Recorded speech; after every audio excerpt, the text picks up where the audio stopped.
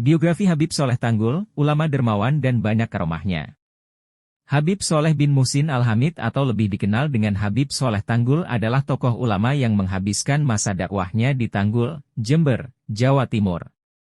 Dikutip dari berbagai sumber, Habib Soleh dipercaya sebagai keturunan ke-39 Rasulullah dari Hadramaut, Yaman, yang hijrah ke Tanah Jawa pada sekitar 1920-an dan menetap di Jember hingga akhir hayatnya.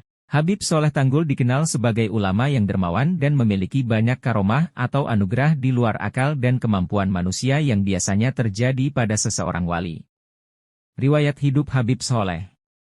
Meskipun banyak yang menisbatkan beliau dengan nama Kecamatan Tanggul, Jember, Jawa Timur, Habib Soleh sebenarnya dilahirkan di Desa Wadi, AMD, Hadramaut, Yaman pada 17 Jumadil awal 1313 Hijriah atau bertepatan dengan tahun 1895 Masehi. Muhsin bin Ahmad Al-Hamid ayah Habib Soleh merupakan seorang ulama Wadi, AMD, yang juga dikenal masyarakat sekitar dengan julukan Al-Bakri Al-Hamid, sedangkan ibunya adalah Aisyah dari keluarga Al-Abud Ba, Umar dari kalangan klan Masyaikh Non-Habaib Al-Amudi. Sejak kecil beliau menyibukkan diri untuk menuntut ilmu agama.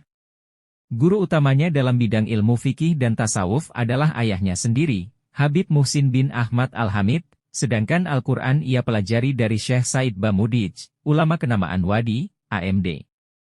Hijrah ke Indonesia. Ketika beranjak dewasa, tepatnya berusia 26 tahun atau ketika itu bertepatan dengan tahun 1921 Masehi, ia memutuskan berhijrah ke Indonesia bersama Syekh Fadli Soleh Salim bin Ahmad Al-Ashkari.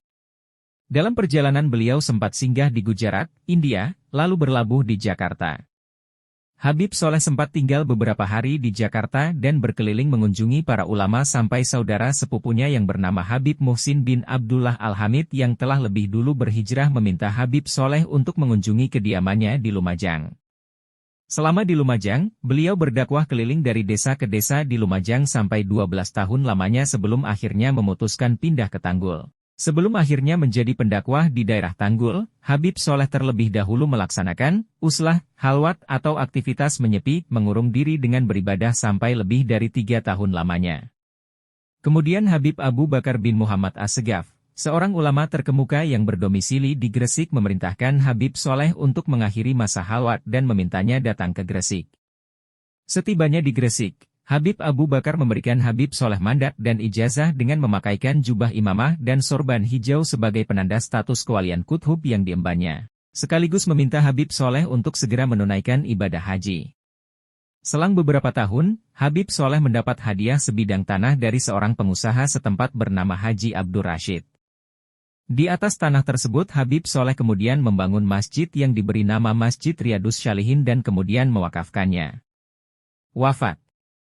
Habib Soleh wafat pada 8 Syawal 1396 Hijriah atau bertepatan pada tahun 1976 Masehi.